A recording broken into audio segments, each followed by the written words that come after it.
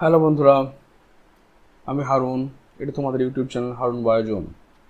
আজকে যে ভিডিওটি আমি নিয়ে এসেছি সেখানে ক্লাস 11-এ চ্যাপ্টার 9 যে বায়োমলিকুলস রয়েছে, সেই বায়োমলিকুলসের এনসিইআরটি বুকসের যে এক্সারসাইজ পোর্শনটা রয়েছে, সেই এক্সারসাইজের যে 15খানা কোয়েশ্চেন রয়েছে, সেই 15খানা কোয়েশ্চেনকে আমরা আজকে ডিটেলসে সলভ করব।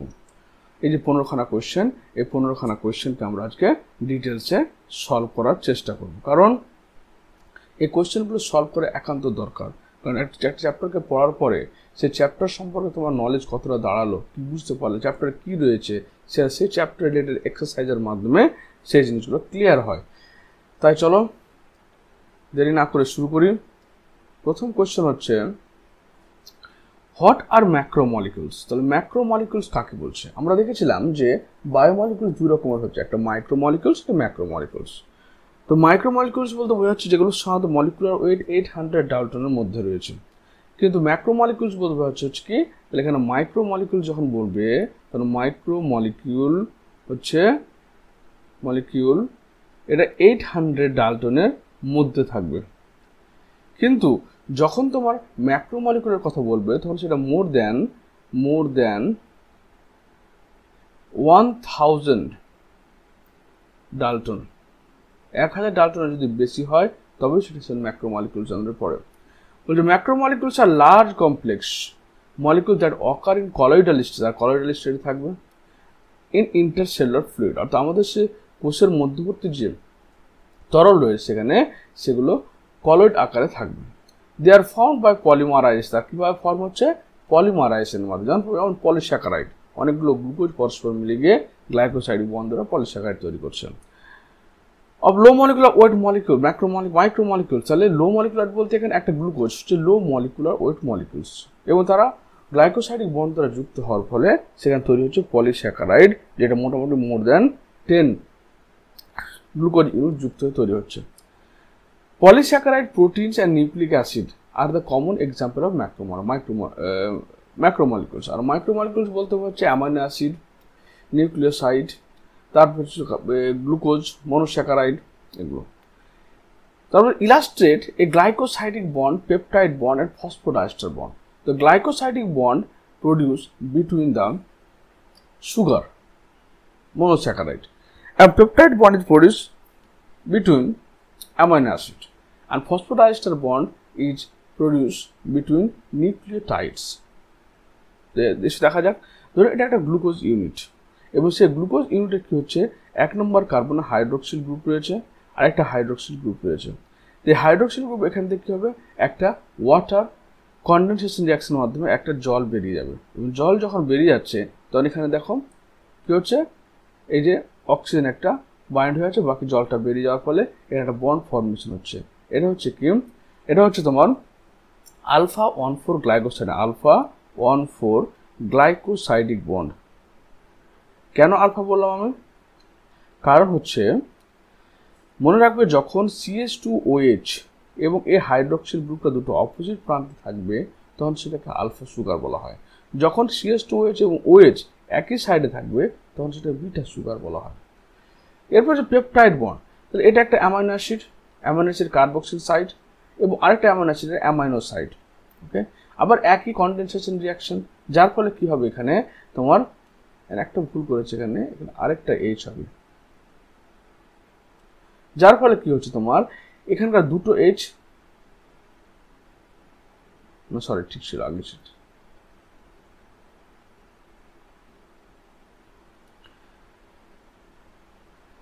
এখানে কি হচ্ছে, এই যে OH এবং H, এই গ্রিনটা পুরোপুরি জল আকারে বেরিয়ে যাচ্ছে, এটা জল আকারে বেরিয়ে যাচ্ছে। বেরিয়ে যাওয়ার ফলে তোমার এখানে কার্বক্সিল বন্ড এবং অ্যামাইনো বন্ড, এর মধ্যখানে এই যে পেপটাইড বন্ড ফর্মেশন হচ্ছে, এটা হচ্ছে পেপটাইড বন্ড হলো। তারপর হচ্ছে ফসফোডাইস্টার বন্ড। ফসফোডাইস্টার বন্ডে দেখো এখানে কি হচ্ছে, যখন দুটো নিউক্লিওটাইড, একে দেখে দিচ্ছি আমি, এটা ধরো এটা একটা নিউক্লিওটাইড CH2O ফসফোরাইড, ধরে নাও এখানে হচ্ছে নাইট্রোজেন বেস যুক্ত রয়েছে, এবং এই 3 নম্বর কার্বন, যেটা এখানে অক্সিজেন হাইড্রোক্সিল গ্রুপ ছিল, এটা কি করছে ফসফেটের দ্বারা লাইগেজ এনজাইমের দ্বারা তোমার কি করছে একটা ফসফেট অ্যাটাচ করছে এখানে দিয়ে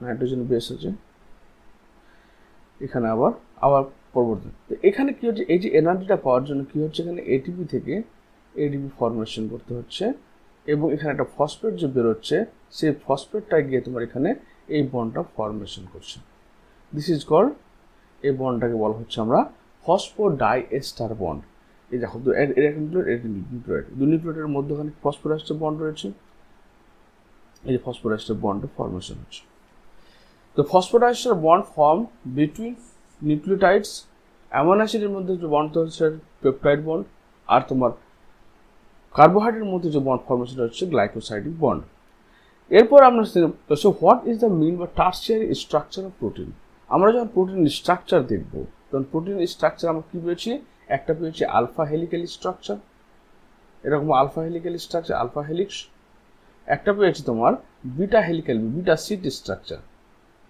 এরকম ভাবে বিটা সিট স্ট্রাকচার আমরা পেয়েছি এবার এই আলফা হেলিক্যাল এবং বিটা সিট আলফা হেলিক্স এবং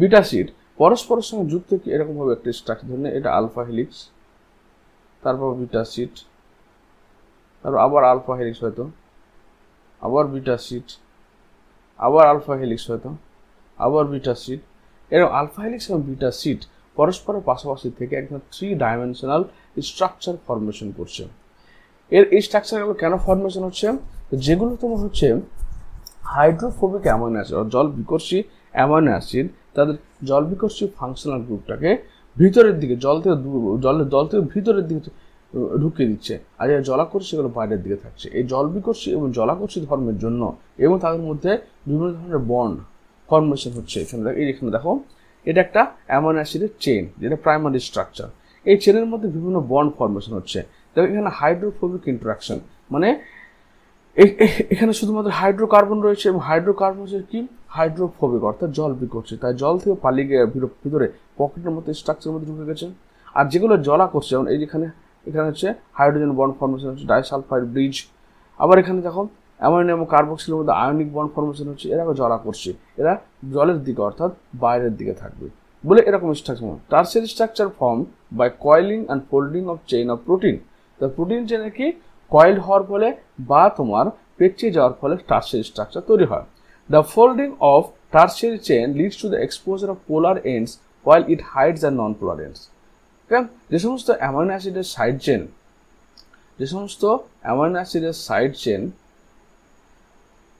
সাইড চেনে তোমার মিথাইল গ্রুপ থাকছে তারা হচ্ছে নন পোলার এবং যে সমস্ত অ্যামাইনো অ্যাসিডের সাইড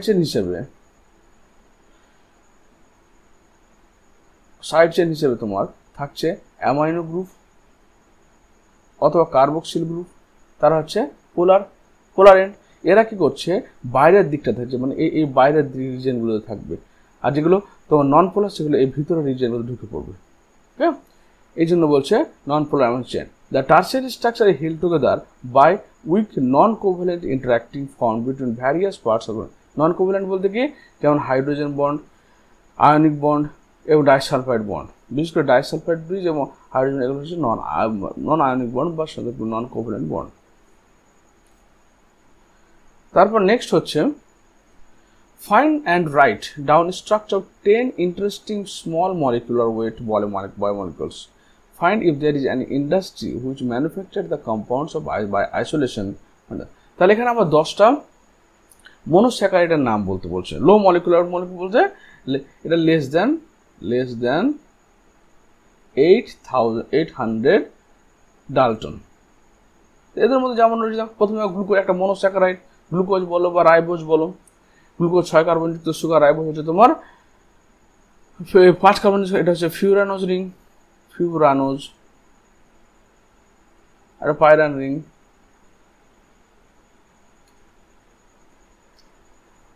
তারপর এখানে হচ্ছে কি গ্লাইসিন এগুলো একটা অ্যামাইনো অ্যাসিড এই অ্যামাইনো অ্যাসিড যখন পেপটাইড বন্ড দ্বারা পরস্পর যুক্ত হয় তখন তখন প্রোটিন তৈরি করছে তখন সেটা ম্যাক্রোমলিকিউলস হচ্ছে আবার তোমার এই গ্লুকোজগুলো যখন গ্লাইকোসাইডিক বন্ড দ্বারা যুক্ত হচ্ছে তখন সেখানে সেলুলোজ মতো পলিস্যাকারাইড তৈরি করছে।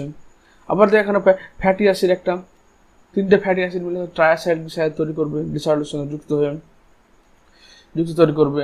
গ্লিসারল এগুলো সবকে low molecule, triglyceride, fatty acid, phospholipid, lecithin, তারপর আমাদের ফ্যাটস, ওয়েল, কোলেস্ট্রল, এগুলো সব হচ্ছে কি low molecular weight molecules.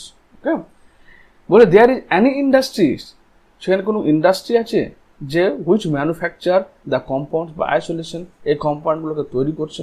Yes, যেমন স্টার্চ প্রোডাক্ট করছে তুমি কোসা ইমপ্লেক্স। ওকে, লিকুইড গ্লুকোজ তৈরি করছে তোমার মারুধার অ্যাপারেলস। ভ্যারিয়াস এনজাইমস আছে অ্যামাইলেজ, প্রোটিন, সেলুলোজ তৈরি করছে ম্যাপ ইন্ডিয়া প্রাইভেট লিমিটেড। এগুলো কি এরা এই তৈরি করে কি করছে, এগুলো কিনছে কারা? রিসার্চ ল্যাবরেটরিগুলো যেখানে রিসার্চ হচ্ছে, এডুকেশনাল ইনস্টিটিউটগুলো যে শিক্ষা প্রতিষ্ঠান রয়েছে, and other industries which use biomolecules as a precursor for making other product, যারা বায়োমলিকুলসগুলোকে ইউজ করে অন্য প্রোডাক্ট তৈরি করছে তারা। 5 নম্বর কোয়েশ্চেন করছে, দেখো বলছে proteins have the primary structure. Definitely if you are given a method to know which amino acid is at either of the two terminus ends of protein, can you connect this information to purity of homogeneity of protein? বলছে যে amino acid যে তৈরি হচ্ছে primary structure, এটা যে অনেকগুলো amino acid, glycine, alanine, valine, leucine, lysine, methionine, এভাবে যে অ্যামাইনো অ্যাসিডগুলো পরস্পর যুক্ত যে লম্বা চেন তৈরি করছে, তার বলছে if you are given a method, তোমাকে যে একটা উপায় বলতে বলা হয়, টু নো দেওয়া হয়, যদি তোমার একটা উপায় দেওয়া হয় টু নো জানতে, which amino acid is at either of the two terminus, এখানে কোন এই টার্মিনাসে কোন অ্যামাইনো অ্যাসিড আছে, আর এই টার্মিনাসে কোন অ্যামাইনো অ্যাসিড জানতে হবে। Can you connect this information, এই ইনফরমেশনটাকে তুমি কানেক্ট করতে পারবে to purity or homogeneity of protein, যে প্রোটিনের মধ্যে কি অন্য কোনো উপাদান মিলে নেই, শুধুমাত্র অ্যামাইনো অ্যাসিডই আছে। Simply knowing the two amino acid, the two ends of protein can not help in designating a protein as pure হয়ে। তাহলে কথা বললো কি, যে তোমার দুই প্রান্তে কোন অ্যামাইনো অ্যাসিড আছে সেটা জানাটা শুধুমাত্র তোমার প্রোটিনের বা অ্যামাইনো অ্যাসিডের প্রোটিনের সঙ্গে পিউরিটি বা হোমোজেনিসিটি নির্ধারণ করে না।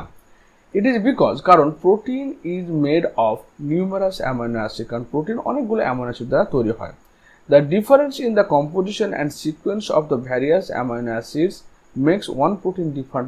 তারা বলছে কি ডিফারেন্ট কম্বিনেশন, আমি এখানে গ্লাইসিন, অ্যালানিন, ভ্যালিন করলাম, এখানে আমি গ্লাইসিন, প্রোলিন, লিউসিন করতে পারতাম, অর্থাৎ বিভিন্ন অ্যামাইনো অ্যাসিড বিভিন্ন সজ্জিত হয়ে বিভিন্ন ধরনের প্রোটিন তৈরি করেন। There are many methods which are employed for determining the purity of proteins, and one such method, sequencing the complete protein, is Edman-Sanger technique. তাহলে বলছি এই যে প্রোটিনের পিউরিটি বলতে প্রোটিনের সঙ্গে অন্য কোনো উপাদান, হয়তো লিপিড বা গ্লুকোজ কিছু মিশে নেই, শুধুমাত্র অ্যামাইনো অ্যাসিড মিশে আছে, সেটা যখন আমি নির্ধারণ করব, তখন সেখানে যে মেথডটা ইউজ করছি সেটা হচ্ছে এডম্যান-স্যাঙ্গার টেকনিক্স। ওকে, যেমন দেখো প্রোটিনের প্রাইমারি এসে আরও প্রোটিনকে ডিটারমাইন করা যায়। প্রাইমারি স্ট্রাকচার প্রোটিন ডিটারমাইন করার জন্য এডম্যান ডিগ্রেডেশন টেকনিক করা হয়। দুই নম্বর প্রোটিন সিকোয়েন্সিং মানে এরা পরপর কী কী অ্যামাইনো অ্যাসিড আছে সেটা আমরা জানতে পারবো। সেকেন্ডারি স্ট্রাকচারের জন্য সার্কুলার ডাইক্রোজিম সিডি বা ফোরিয়ার ট্রান্সফর্মড ইনফ্রারেড বা স্পেকট্রোস্কোপি ব্যবহার করা যেতে পারে। টারশারি স্ট্রাকচারের জন্য X-ray crystallography, nuclear magnetic resonance spectroscopy, electron microscope ইত্যাদি ইউজ করা যেতে পারে টারশারি স্ট্রাকচার দেখার জন্য। কোয়াটারনারি স্ট্রাকচারের জন্য X-ray crystallography, nuclear magnetic resonance spectroscopy, electron microscopy বা হাইড্রোজেন ডিউটেরিয়াম এক্সচেঞ্জ, এই সমস্ত টেকনিকগুলো আমরা ইউজ করতে পারি। Find out and make a list of protein used in therapeutic agent. বলছে খুঁজে বের করো যে সমস্ত প্রোটিনগুলো আমরা কি করছি, থেরাপিউটিক এজেন্ট অর্থাৎ চিকিৎসার জন্য ব্যবহার করছি। Find other application of proteins, কসমেটিক্সও ব্যবহার করছি। তাহলে দেখো থ্রোম্বিন, ফাইব্রিনোজেন, এটা করে ব্লাড ক্লটিংয়ে হেল্প করে। থ্রোম্বিন অ্যান্ড ফাইব্রিনোজেন এই প্রোটিনগুলো কিন্তু সবগুলো কি হচ্ছে, make a list of protein, মানে এগুলো আর্টিফিশিয়ালি সিনথেটিক্যালি আমরা তৈরি করতে পারছি, এবং যেগুলো আমাদের কিসে কাজে লাগছে, থেরাপিউটিক অর্থাৎ চিকিৎসার ক্ষেত্রে এজেন্ট হিসেবে কাজ করছে। যেমন থ্রম্বিন অ্যান্ড ফাইব্রিনোজেন দুটো কি ব্লাড ক্লটিং এর ক্ষেত্রে ব্যবহার করা হয়। অ্যান্টিজেন বা অ্যান্টিবডি ব্লাড ট্রান্সফিউশনে ব্যবহার করা হয়। অ্যান্টিজেন বা অ্যান্টিবডি ব্লাড, কারণ ব্লাড ট্রান্সফিউশন কেন বলা হচ্ছে, ধরুন আমাদের A B and A B ও চারটে ব্লাড গ্রুপ রয়েছে। এবার সেই ব্লাড গ্রুপ ডিফারেন্স কেন, তাদের উপর যে অ্যান্টিজেন উপস্থিত থাকে তার উপর ভিত্তি করে, যেটাকে আমরা অ্যাগ্লুটিনোজেন বলছি। তাহলে এ ব্লাড গ্রুপে এ অ্যান্টিজেন থাকবে, বি ব্লাড গ্রুপে বি অ্যান্টিজেন থাকবে, এই ব্লাড গ্রুপে তোমার কি থাকবে, এই ব্লাড গ্রুপের মধ্যে তোমার এবি অ্যান্টিজেন থাকবে, ও ব্লাডে কোনো অ্যান্টিজেন থাকবে না। ওই জন্য বলছো ব্লাড ট্রান্সফিউশন অ্যান্টিজেনটা আমরা জানতে পারি। ইনসুলিন তৈরি করা হয়, it helps maintaining blood glucose level, raining itself in osmoregulation. Osmoregulation বলতে আমাদের ব্লাডের অসমোটিক চাপ অর্থাৎ ব্যাপন চাপকে, অভিস্রবণ চাপকে নিয়ন্ত্রণ করে। Protein are commonly used in the manufacture of cosmetics, toxins and biological buffer. তাহলে প্রোটিন কী করা হয়, ইউজ করা হয় কসমেটিক্সের ক্ষেত্রে, টক্সিনের ক্ষেত্রে এবং বায়োলজিক্যাল বাফার তৈরি করার ক্ষেত্রে ব্যবহার করা হয়। Explain the composition of triglyceride. Try মানে কি তিনটে, গ্লিসারাইড মানে গ্লিসারলের সঙ্গে তিনটে গ্লিসারাইড মানে গ্লিসারল, এটা হচ্ছে গ্লিসারলের সংকেত। এই গ্লিসারল কি CH2OH এবং এর সঙ্গে কি হচ্ছে তোমার এই যে ফ্যাটি অ্যাসিডের চেইন, এখানে তিনখানা ফ্যাটি অ্যাসিডের চেইন যুক্ত রয়েছে। কার দ্বারা, এটা এস্টারিফিকেশন রিঅ্যাকশন বা এস্টার বন্ডের মাধ্যমে। এস্টার বন্ডটা কীভাবে তৈরি হয় দেখে না একবার। ধরুন আমার CH2OH এটা হচ্ছে গ্লিসারলের সংকেত। OH। এবার আমাদের কি রয়েছে, যে অ্যাসিড গ্রুপ রয়েছে এবং বাকি তোমার CC করে CH3 পর্যন্ত, এটা ফ্যাটি অ্যাসিড চেন। তো এবার এখানে কি হচ্ছে, এখানে একটা জল বেরিয়ে যাচ্ছে অর্থাৎ ওয়াটার বেরিয়ে যাচ্ছে। ওয়াটার বেরিয়ে যাওয়ার ফলে কি তৈরি হবে, CH2O bond C double bond O বা C করে CH3 পর্যন্ত তৈরি হবে। তো এই যে বন্ডটা, এই বন্ডটাকে বলা হচ্ছে এস্টার বন্ড এবং এই রিয়াকশনটাকে বলা হয় এস্টারিফিকেশন রিয়াকশন। তো এই যে তোমার 1, 2 এবং 3 নম্বর তিনটে গ্লিসারলের তিনটে হাইড্রোক্সিল গ্রুপের সঙ্গে এর তিনটে হাইড্রোক্সিল গ্রুপ যুক্ত হবে এবং কি বেরোবে, তিনটে জল বেরিয়ে যাবে, 3H2 কন্ডেনসেশন রিয়াকশন, যার ফলে এখানে এই বন্ডটাকে বলা হয় এস্টার বন্ড মানে কি C bond O bond C, এটা হচ্ছে এস্টার বন্ড ফর্মেশন হচ্ছে এবং এটাকে এই রিয়াকশন বলে এস্টারিফিকেশন রিয়াকশন। তার ফলে কি হচ্ছে, এই ট্রাইগ্লিসারাইড তৈরি হচ্ছে। এবার যখন আমাদের ডাইজেশন হয় বডিতে, তখন ট্রাইগ্লিসারাইড কি হয়, একটা করে এই ফ্যাটি অ্যাসিড চেইন ছুটতে থাকে। তো ট্রাইসাইলগ্লিসারাইড থেকে আমরা কি হয়, ট্রাইসাইলগ্লিসারল থেকে ডায়াসাইলগ্লিসারল হয়, ড্যাগ থেকে ম্যাগ হয়, মনোঅ্যাসাইলগ্লিসারল। তারপর তখন কি হচ্ছে, তখন গ্লিসারল এবং ফ্যাটি অ্যাসিড আলাদা হয়ে যায় সম্পূর্ণ। গ্লিসারল তারপরে ফ্যাটি অ্যাসিড পুরো আলাদা হয়ে যায় ডাইজেশনের সময়। Next, can you describe what happens when milk is converted into curd or yogurt from your understanding of protein? বলে যখন মিল্কটা দুধটা কি হচ্ছে, দইয়ে পরিণত হচ্ছে, তখন কি হচ্ছে দেখুন। মিল্ক ইজ ইনোকুলেটেড, মিল্ককে প্রথমে inoculated with lactic acid bacteria, Lactobacillus lactis. They convert milk sugar lactose into lactic acid. তাহলে দুধের সঙ্গে আমরা কি করলাম, দুধের সঙ্গে আমরা মিল্ক যে ব্যাকটেরিয়া রয়েছে ল্যাক্টোব্যাসিলাস ল্যাকটিস, সেই ব্যাকটেরিয়াকে মিক্স করে দিলাম। সে কি করলো, দুধের মধ্যে যে ল্যাকটিক অ্যাসিড রয়েছে সেটাকে, ল্যাকটোজ ছিল, ল্যাকটোজটাকে ল্যাকটিক অ্যাসিডে কনভার্ট করলো।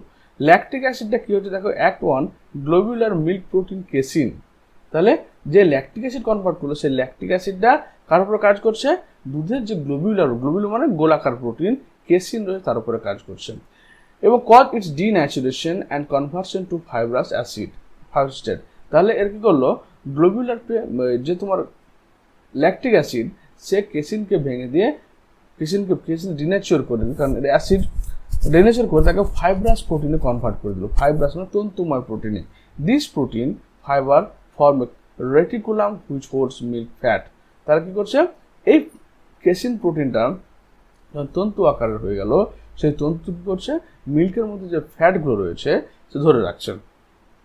Thus this change milk into curd or yogurt.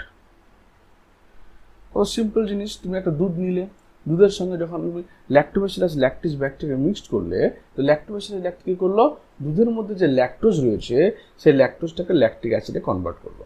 এই ল্যাকটিক অ্যাসিড তখন কি করলো, দুধের মধ্যে যে প্রোটিন কেসিন রয়েছে সেই কেসিনটা এক ধরনের গ্লোবুলার প্রোটিন, গোলাকার প্রোটিন, তাকে ফাইব্রাস প্রোটিনে কনভার্ট করে দিল। ফাইব্রাস মানে তন্তুযুক্ত প্রোটিনে। এবার এই ফাইব্রাস প্রোটিন কি করলো, দুধের মধ্যে যে ফ্যাটগুলো রয়েছে সেই ফ্যাটগুলোকে ধরে রাখলো, এবং ধরে রাখার ফলে সে ফ্যাটগুলো তোমার জমা হয়ে গিয়ে তোমার তৈরি হয়ে গেল কি কার্ড অর কি ইয়োগার্ট। এখানে প্রসেসটা দিয়ে দিয়েছি আমি। পাস্তুরাইজড মিল্ক প্রথম পাস্তুরাইজেশন করা হলো 65 থেকে 72 ডিগ্রি সেন্টিগ্রেড টেম্পারেচারে, হঠাৎ গরম করে তাকে আবার ঠান্ডা করা হলো, ঠান্ডা করে আবার গরম করে আবার ঠান্ডা করা হলো পাস্তুরাইজেশন। তারপর হিট করা হলো, তারপর ড্রাই ম্যাটার অ্যাডজাস্টমেন্ট করার পর হিটিং করে কুলিং করা হলো, কুলিং পরে ব্যাকটেরিয়াল কালচার মিক্স করা হলো, তারপর সেটাকে রেখে দেওয়া হলো। Can you attempt building a model of biomolecules using commercially available atomic model or ball stick model? মানে বাজারে যে বল এবং স্টিক কিনে পাওয়া তার দ্বারা তুমি একটা বায়োমলিকুলস তৈরি করবে। এইভাবে তৈরি করতে হবে। দেখো গ্লুকোজকে তৈরি করছে ball and sticks model 3D molecular. এখানে কি করা হচ্ছে, এই round in ball and stick model the atoms are represent as ball. তাহলে এই যে অ্যাটমগুলো রয়েছে আমাদের এগুলোকে বল দ্বারা রিপ্রেজেন্ট করছে। whereas the bonds that hold the atoms represent sticks। তাহলে এখানে এই যে স্টিকগুলো রয়েছে, স্টিকগুলো হচ্ছে বন্ড আর বলগুলো হচ্ছে অ্যাটমস। এগুলো পরপর সাজালে তোমার গ্লুকোজকে এরকম আকৃতি চলে আসছে। এবার বলছে attempt titrating an amino acid against a weak base. একটা উইক বেসের অ্যাগেনস্টে যদি অ্যামাইনো অ্যাসিডকে টাইট্রেট করা যায় and discover the number of dissociating functional group on amino acid. Titrating a neutral or basic amino titrate করা হচ্ছে a neutral or basic amino acid K against a weak base will dissociate only one functional group. For titration between amino acid weak acid will dissociate two or more functional group. বলছে যখন আমরা titration করছি একটা neutral অ্যাসিডকে কার দ্বারা, week বেসের মাধ্যমে। Week base মানে যখন অ্যামাইনো অ্যাসিড এর সঙ্গে উইক বেস দিচ্ছি তখন সেখানে কি সেপারেট হচ্ছে only one functional group, separate only one functional group. কিন্তু যখন অ্যামাইনো অ্যাসিডকে আমি করছি উইক অ্যাসিড দ্বারা করছি,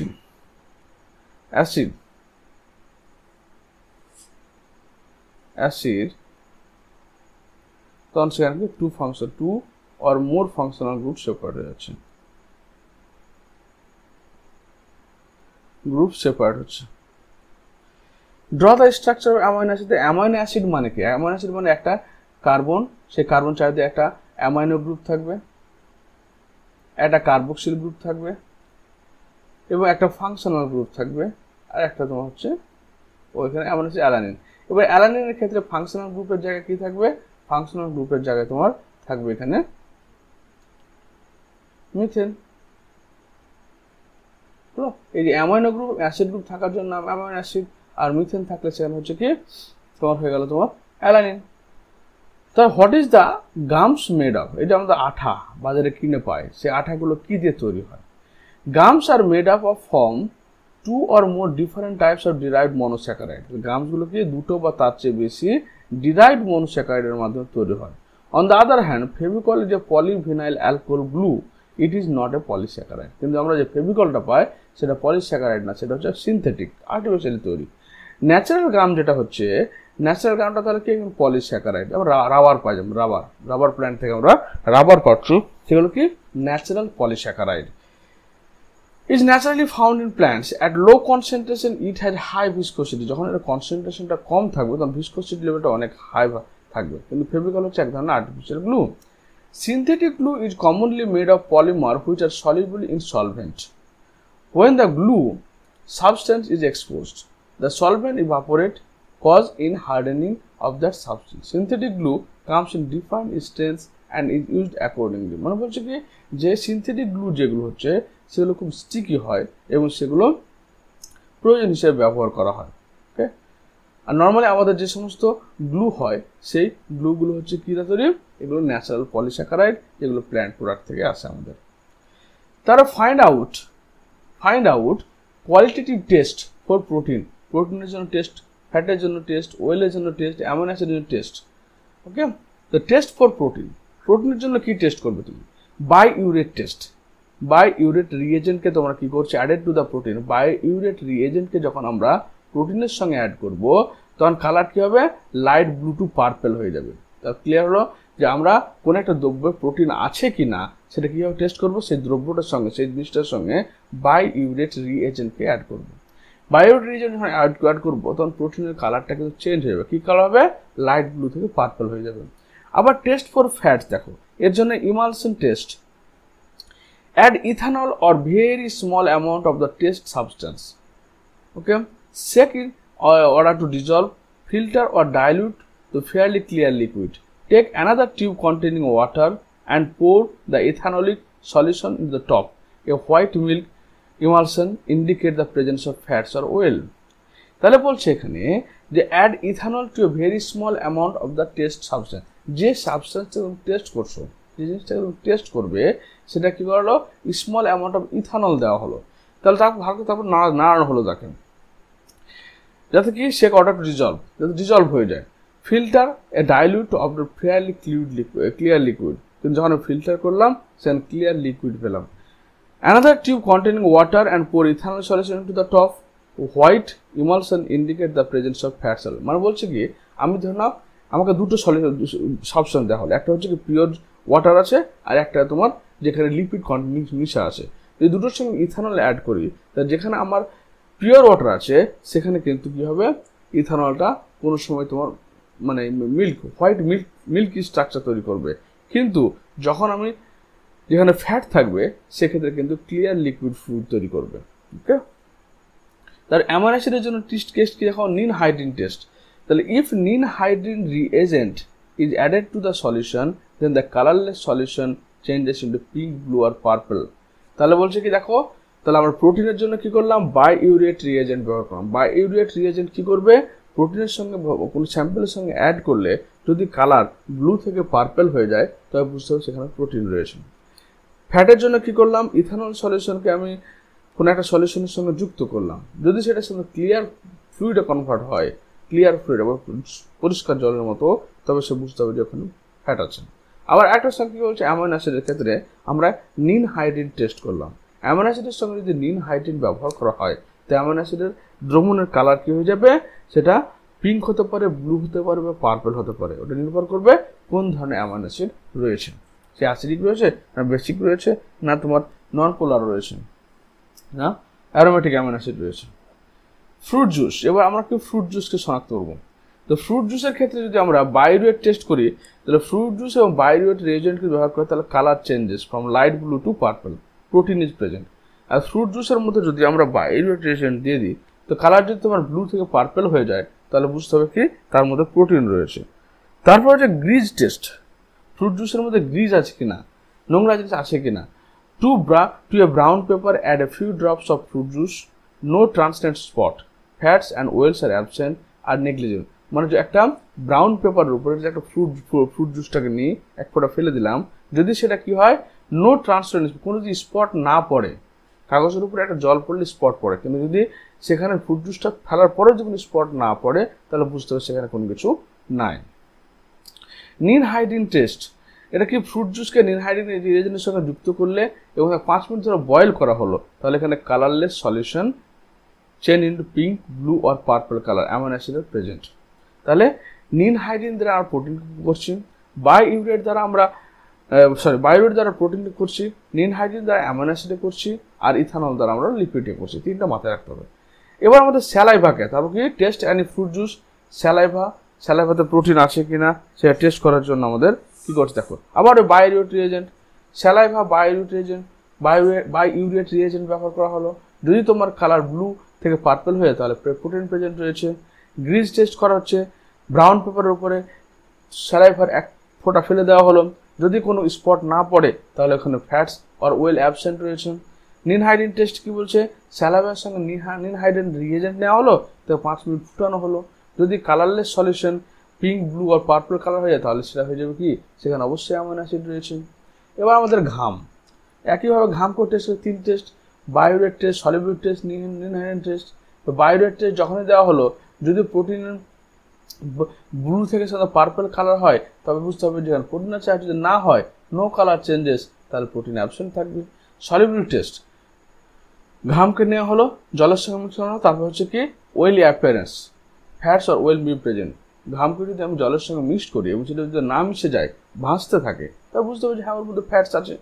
নিন হাইড্রিন টেস্ট যদি করা হয়, ঘাম নেওয়া হলো, নিন হাইড্রিন এজেন্ট দেওয়া 5 মিনিট ফোটানো হলো, যদি কোনো কালার চেঞ্জ না হয় তাহলে আমার অ্যাসিড থাকবে না এখানে।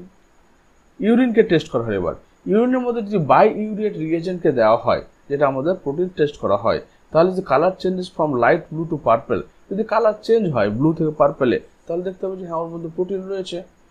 সলিবিলিটি টেস্ট কি করা হচ্ছে, আবার ওই ফিউ ড্রপস অফ ইউরিন নেওয়া হলো জলের মধ্যে, little bit of oily appearance, যদি অয়েলি অ্যাপিয়ারেন্স হয় তাহলে ফ্যাট আছে, কারণ ফ্যাট কি হয় জলে দ্রবীভূত হয় না। নিন হাইড্রিন টেস্ট, এখানকার ওই ফিউ ড্রপস অফ ইউরিন নেওয়া হলো, নিন হাইড্রিন রিয়েজেন্ট নেওয়া হলো, 5 মিনিট ধরে ফোটানো হলো, যদি তোমার কি হয় পিঙ্ক, ব্লু আর পার্পল কালার আসে তাহলে ভাবতে হবে অ্যামাইনো অ্যাসিড প্রেজেন্ট রয়েছে। তাহলে 3খানা টেস্ট প্রোটিনের জন্য হয়ে গেল আমাদের। প্রোটিন টেস্টের জন্য বাই ইউরেট রিয়েজেন্ট, এর কাজ হচ্ছে কি ব্লু টু পার্পল কালার তৈরি করবে।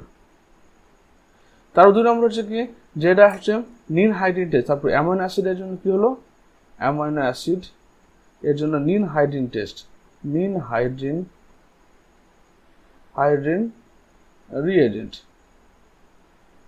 যদি ব্যবহার করা হয় তাহলে ব্লু পিঙ্ক আর পার্পল কালার তৈরি করবে, হলো। আবার যদি তোমার কি ফ্যাটস বা অয়েলের জন্য কি হলো, ফ্যাটস বা অয়েলের জন্য বা অয়েল এর জন্য এক করা কি তোমার হচ্ছে ইথানল ইউজ করতে পারে, ইথানল ওর সঙ্গে ইউজ করলে যদি ক্লিয়ার ফ্লুইড হয় তাহলে সেখানে ফ্যাট আছে। আবার তুমি ওয়াটারের সঙ্গে যদি এমন কোনো সলের সঙ্গে মিশাও, যদি ওয়াটার ইউজ করো এবং ওর সঙ্গে যদি ফ্যাট সলের সঙ্গে মেশাও, তাহলে যদি ওয়েলি অ্যাপিয়ারেন্স দেখায়, মানে তখন বুঝতে হবে যে ওর মধ্যে ফ্যাটস আছে, এই তো ব্যাপার। So find out how much cellulose is made by all plants in the biosphere and compare it with how much paper is manufactured by man, and hence what is the composition of plant material by man annually. এখানে আমরা তো বলছে যে পুরো বায়োস্ফিয়ারের মধ্যে অর্থাৎ এই জৈব জীব জগতের মধ্যে টোটাল অ্যামাউন্ট অফ মানে সেলুলোজ কত উৎপন্ন হবে এবং তার মধ্যে কত পার্সেন্ট আমরা কাগজ তৈরি করার ক্ষেত্রে ব্যবহার করছি। তারপর বলছে কি what is the consumption of plant material by man annual, তাহলে বার্ষিক কত পার্সেন্ট করে মানুষরা কি করছে এই তোমার সেলুলোজ বা প্ল্যান্ট ম্যাটেরিয়ালকে কনজিউম করে নিচ্ছে, উপভোগ করছে, ব্যবহার করছে। Approximately 100 billion tons of cellulose are made per year by all the plants in the biosphere, and it takes 17 full grown trees to make 1 ton of paper. কথাটা বলতে থাকবো, বলছে যে মোটামুটি তোমার 100 বিলিয়ন টন সেলুলোজ প্রতিদিন সমস্ত গাছ থেকে এখানে কালেক্ট করা হয় এবং and it takes 17 full grown trees, এবং এটা কি করবে 7টা বড় বড় গাছ এর সমান সাইজের to make 1 ton of paper, এবং সেটা কি করছে 1 টন পেপার তৈরি করতে কাজে লাগছে। Trees are also used to fulfill the other requirement of man such as timber, food, medicine, etc. তাহলে শুধুমাত্র সেলুলোজ দেয় না, এটা অন্যান্য জিনিসকেও মেনটেন করতে আমাদের হেল্প করছে, যেমন কি food, timber, medicine. Hence it is difficult to calculate the annual consumption of plant material, কারণ প্ল্যান্ট ম্যাটেরিয়ালকে অ্যানুয়ালি কনজাম্পশন ওটা ভালোভাবে বোঝা যাবে না, কারণ আমরা সম্পূর্ণ completely depend on plant for food, for shelter, for others product, medicine, for cellulose, timbers, আমরা সব কিছুর জন্য কি প্ল্যান্টের উপর ডিপেন্ড বলে সেটা মানে অ্যাকুরেটলি বলা যাবে না। According to UN report in 2006 312 million tonnes of carbon is stored in a biomass in plants. তাহলে 2006 সালে বলছে যে 6 সাল রিপোর্ট বলছে 312 মিলিয়ন টন কার্বন, শুধু কার্বন প্ল্যান্টের মধ্যে অ্যাবজর্ব হয়। কখন অ্যাবজর্ব হয়? ফটোসিনথেসিসের টাইমে। About 10% of total available cellulose is used to making paper. 100 billion ton যদি আমাদের সেলুলোজ তৈরি হয়, তার মধ্যে মাত্র 10% আমরা ইউজ করি কোথায়? টোটাল সেলুলোজ কত হলো? সেলুলোজ অ্যাপ্রক্সিমেটলি এগুলো 100 বিলিয়ন টন। এর মধ্যে 10% used in paper industry. Okay? Paper industry. Describe the important properties of enzyme. The enzyme important property গুলো কি? প্রথম দেখো, enzyme are complex macromolecules. Enzymes হচ্ছে কি macromolecules which high molecular, কারণ enzyme made by protein. A protein is a molecular macromolecules. They catalyze biomolecular reaction in a cell. They help in the breakdown of large molecule into smaller molecules or bring together to smaller molecules to form large molecules. তাহলে এরা কি করছে? এরা making এবং breaking এই দুটো কাজ। কখনো এটা বন্ডকে ভেঙে দিয়ে নতুন প্রোডাক্ট তৈরি করছে, আবার কখনো বন্ড দিয়ে বন্ড ফর্মেশন করে বিভিন্ন কম্পাউন্ডকে যুক্ত করে আবার নতুন প্রোডাক্ট তৈরি করছে। Enzyme do not start reaction. Enzyme কিন্তু কোনো বিক্রিয়াকে শুরু করতে পারে না, বিক্রিয়ার অ্যাক্টিভেশন এনার্জিটাকে, বিক্রিয়ার অ্যাক্টিভেশন এনার্জি ডিক্রিজ করে। বিক্রিয়া হওয়ার জন্য যে শক্তির দরকার সেই শক্তিটা কম করে, কিন্তু কোনো বিক্রিয়াকে শুরু বা শেষ করতে পারে না। Enzymes effect the rate of biochemical reaction. Rate মানে বলছে কি, আমরা দেখি কি এনজাইম কার সঙ্গে সাবস্ট্রেটের সঙ্গে যুক্ত হয়, তার এনজাইম সাবস্ট্রেট কমপ্লেক্স তৈরি করে এবং তারপরে এনজাইম আলাদা হয়ে যায় এবং প্রোডাক্ট আলাদা হয়ে যায়। তো বলছে enzyme rate of biochemical reaction, not direction of the reaction. রিয়াকশনটা কোন দিকে যাবে সেটা নির্ধারণ করে না, এটা কি করে শুধু রেটটাকে নির্ধারণ। রেট মানে কত টাইমে কত। রেট বলতে কি হচ্ছে?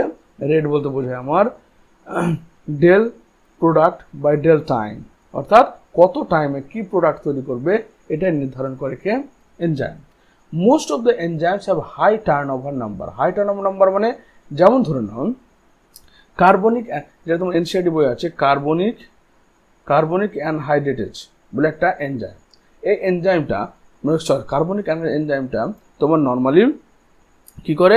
H2CO2 কে H2CO2 তে কম, মানে H2O প্লাস CO2 এটাকে H2CO3 কনভার্ট করে।